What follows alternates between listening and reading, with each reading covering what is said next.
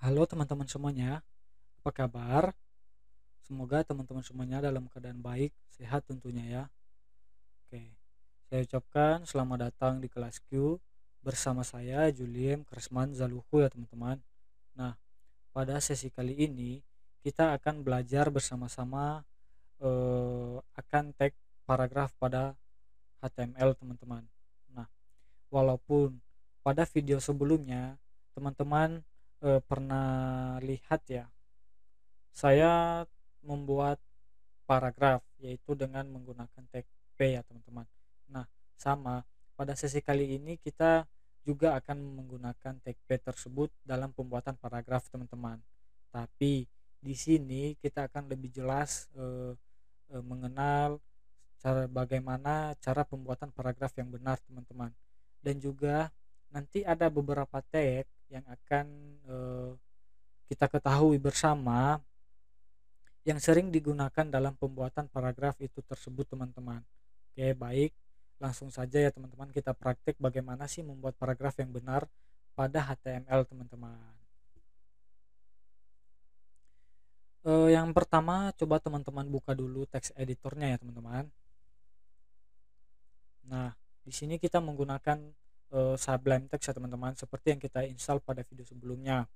Dan ini adalah merupakan folder project kita yang telah kita buat di video sebelumnya teman-teman, di mana di situ kita telah mempelajari bagaimana sih membuat struktur HTML itu teman-teman.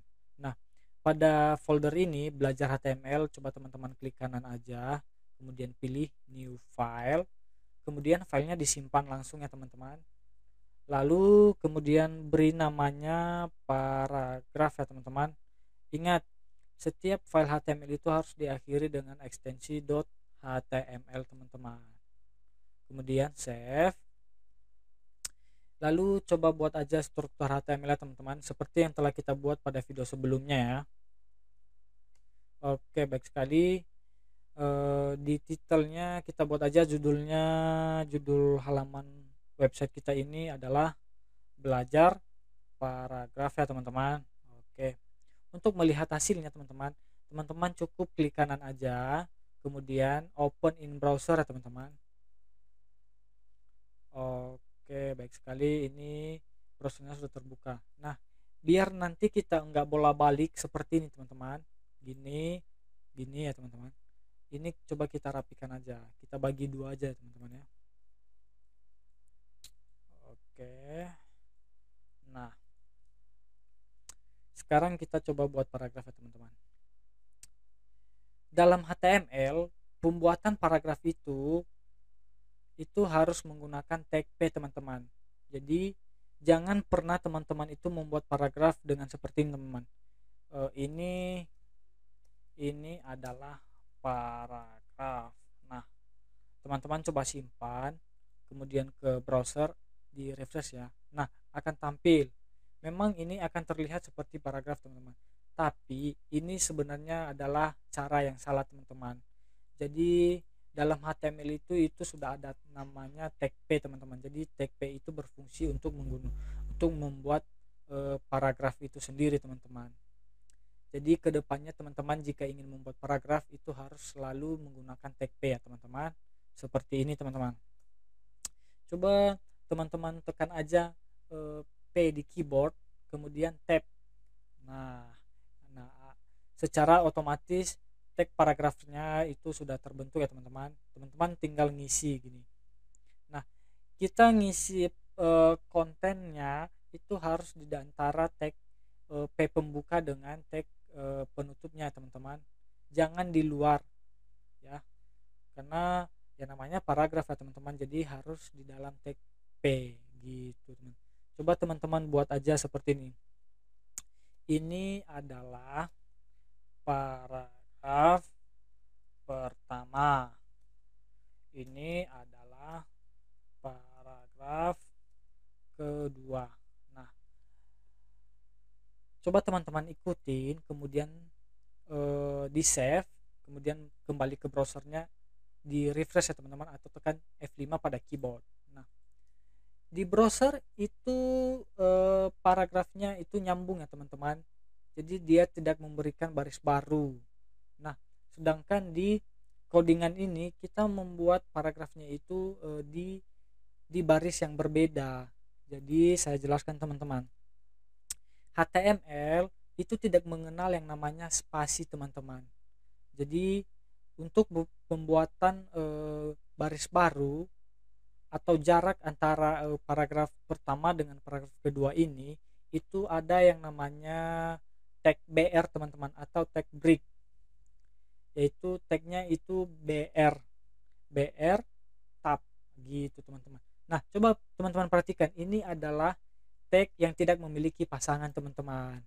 Jadi seperti yang saya jelaskan di video sebelumnya, jadi ada beberapa tag juga di HTML yang tidak memiliki pasangan, atau dengan kata lain cuma tag pembukanya doang gitu teman-teman. Nah, setelah teman-teman tambahkan tag BR ini, coba di save, kemudian kembali ke browser, kemudian di refresh atau F5 pada keyboard ya teman-teman.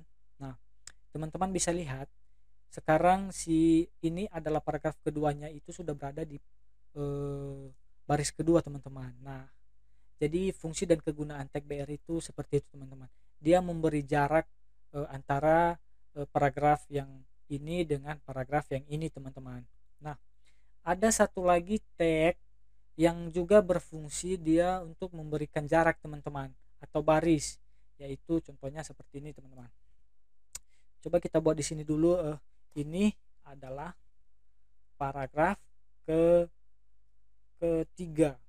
Nah, coba di save, kemudian kembali ke browser F5. Nah, paragraf kedua dengan ketiga itu nyambung ya teman-teman. Nah, kita mau memisahkan tapi bukan dengan tag BR teman-teman. Sekarang kita mengenal tag baru lagi ya, yaitu namanya HR.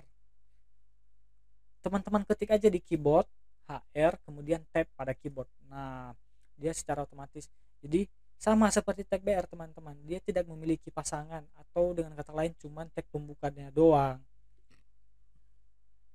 Oke, coba teman-teman simpan, save, kemudian kembali ke browser F5.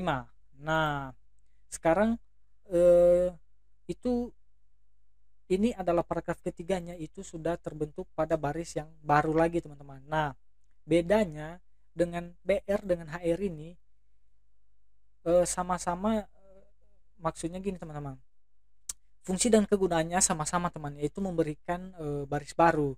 Hanya saja kalau di HR dia memberikan garis horizontal gitu teman-teman. Jadi dia menandakan baris yang pertama dengan baris yang kedua itu dengan garis, sedangkan tag BR tidak memberikan garis teman-teman, melainkan hanya memberikan jarak begitu aja, seperti kalau di keyboard itu enter gitulah. Oke, kemudian kita akan mengenal tag,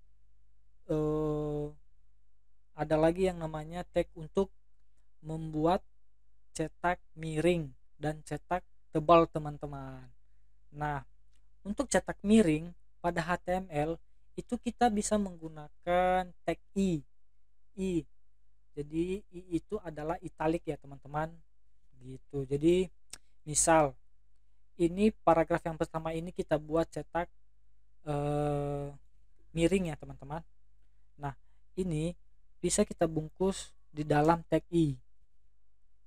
Gini teman-teman. Jadi teman-teman bungkus dia di dalam tag I, kemudian coba simpan, balik ke browser, di refresh ya teman-teman. Nah, teman-teman bisa lihat si paragraf ini akan tercetak miring teman-teman. Oke, selanjutnya kita akan membuat cetak tebal pada paragraf yang kedua. Nah, teman-teman tinggal buat tag B aja, B tab. Oke, paragraf, save, kemudian kembali ke browser ya teman-teman, di refresh.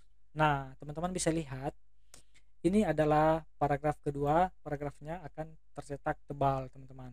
Nah, ada dua tag lagi teman-teman yang sama kegunaannya, yaitu untuk membuat kata atau kalimat itu bercetak miring dan tebal teman-teman. Nah, sebentar ya, kita coba buat di sini dulu. Ini adalah paragraf keempat. Baik. Nah, coba si paragraf ketiga ini kita buat cetak miring dulu teman-teman. Nah, tagnya itu yaitu EM teman-teman.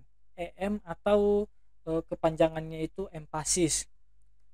Tab, kemudian paragraf tadi. Nah, coba teman-teman save, kemudian kembali ke browser. Nah, teman-teman bisa lihat kan, paragraf ketiga ini atau paragraf ini akan bercetak tebal. Oke. Oke, kembali ke text editor. Ini kita buat BR dulu ya, biar ada jarak gitu. Oke. Kemudian si paragraf keempat ini akan kita buat cetak tebal. Nah, itu nama tagnya itu adalah strong. Strong teman-teman. Strong, tab, kemudian pastikan paragrafnya tadi.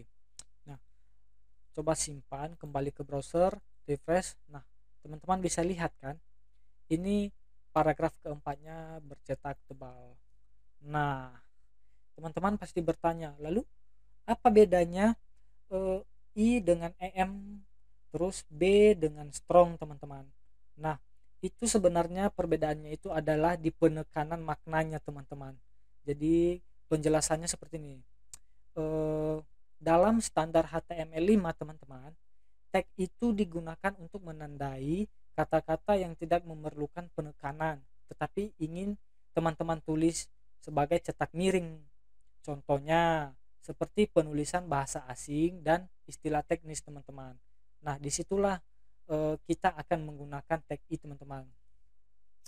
Lanjut, sedangkan tag B itu sendiri digunakan untuk menandai kata yang tidak terlalu penting teman-teman, tapi kita ingin menuliskan sebagai cetak tebal.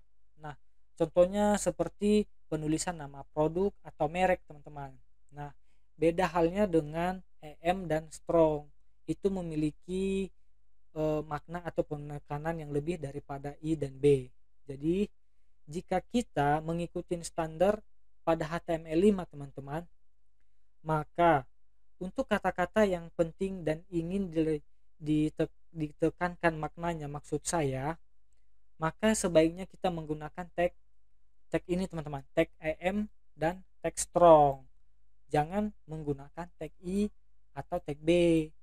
Tapi jika kata-kata yang ingin kita buat miring atau tebal itu tidak terlalu penting, teman-teman bisa menggunakan tag yang ini teman-teman, tag I atau tag B.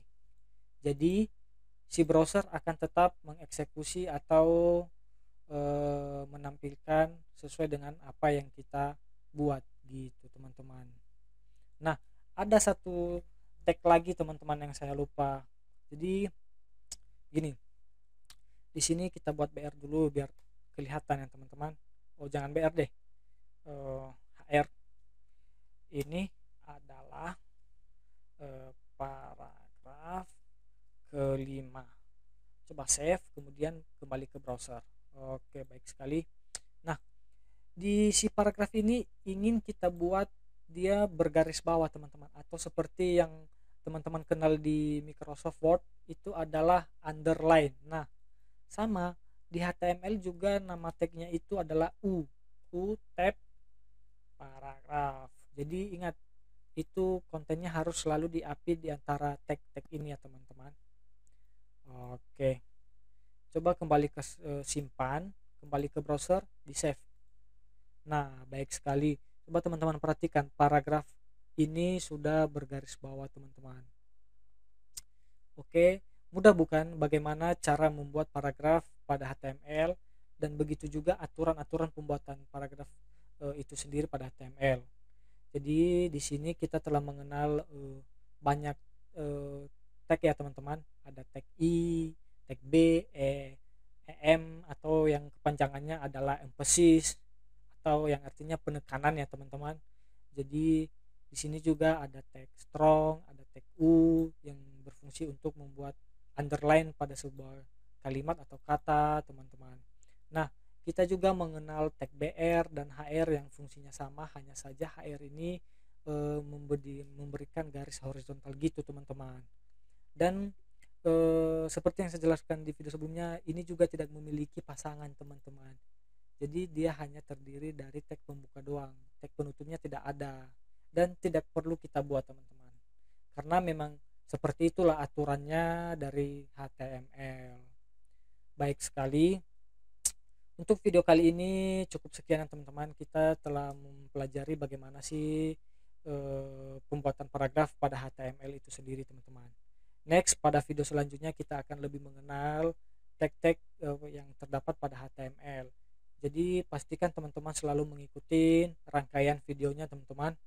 Jadi sebelum saya akhiri, saya ucapkan terima kasih buat teman-teman yang sudah menonton video ini dari awal hingga akhir. Terlebih lagi teman-teman yang telah mengikuti rangkaian playlist ini. Juga teman-teman yang sudah subscribe, nge-like, share dan komen pada video-video saya. Pokoknya saya sangat berterima kasih pada teman-teman semua.